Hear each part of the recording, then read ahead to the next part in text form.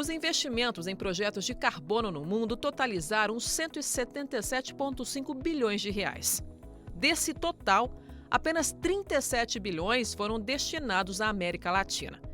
De acordo com um estudo da consultoria em produtos e serviços relacionados à mudança do clima e ESG, a Way Carbon, o Brasil possui potencial para conservação e restauração florestal com 860 milhões de toneladas de carbono por ano disponíveis para serem emitidas como créditos. Mesmo com essa vantagem, por que ocupa uma posição menor do que deveria? Eu diria que por dois motivos, tá? Número um, quando a gente fala de florestas, as grandes oportunidades para conservar florestas hoje, né, está no bioma Amazônia, e é um bioma que a gente tem questões fundiárias complexas, ou seja, não é simples, né, lidar com a questão fundiária no norte do país. Então esse é um desafio que a gente tem, a auditoria exige, né, clareza de posse da terra, né, e toda a documentação da terra, esse é um primeiro ponto. Quando a gente fala de florestas também, a gente tem uma super oportunidade de projetos de reflorestamento, de restauração florestal, mas que tem ainda custos elevados. Então a gente vê no Brasil um movimento muito interessante para poder tornar viável projetos de reflorestamento. E aí a gente tem na agricultura a grande fronteira, né? E basicamente na agricultura o que acontece? A gente tem feito alguns trabalhos, Michele, mas assim, o preço do carbono ele ainda não é suficiente, tá, para financiar o monitoramento dos projetos na agricultura. Entre os 3 países com maior área florestal do mundo estão Brasil, Indonésia e República Democrática do Congo. O trio faz parte das chamadas OPEP das florestas.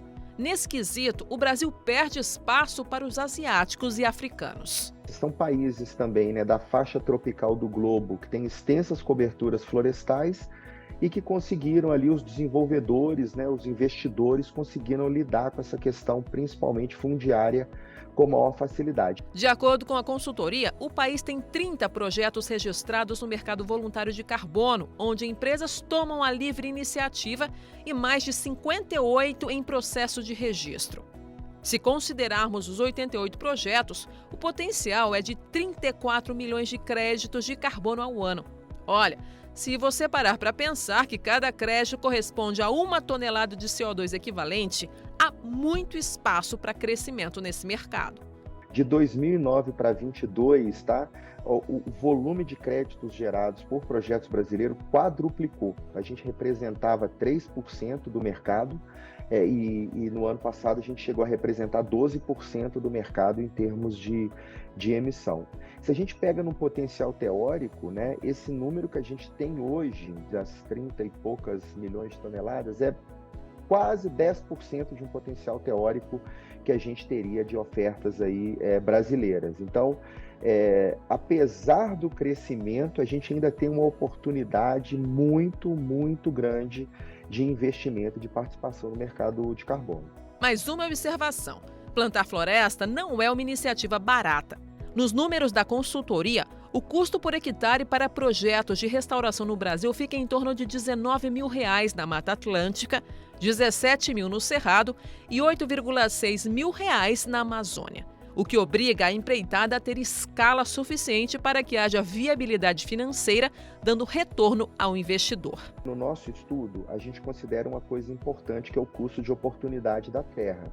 Né? Então, assim, quando você olha no bioma da Mata Atlântica, a gente tem atividades econômicas do agronegócio de alto valor agregado, né? Enquanto no norte, quer dizer, aí você passa o segundo mais caro, que é o Cerrado, né? Então, assim, você tem toda a produção de grãos no Brasil sendo feita no Cerrado, né?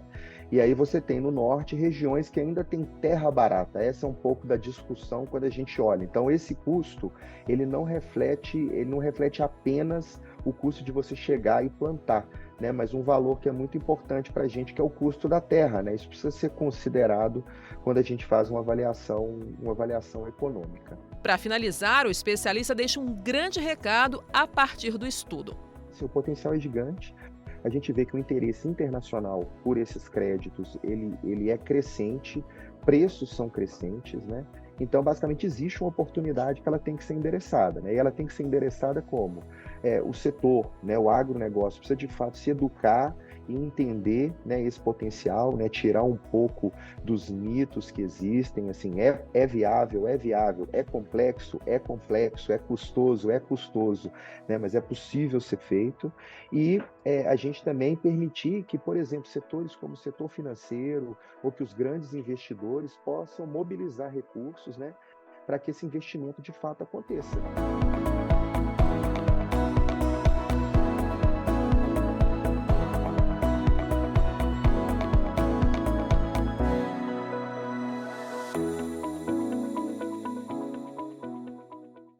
Planeta Campo, patrocínio. JBS, há 70 anos alimentando o que alimenta o mundo. UPL, reimaginando a sustentabilidade. Apoio SLC Agrícola, produzindo com eficiência e sustentabilidade. Infinity, gestão de resíduos. Campo Forte, o nosso forte é fazer você produzir mais. Cotton Wrap, melhor solução para enfardamento de algodão, 100% brasileira.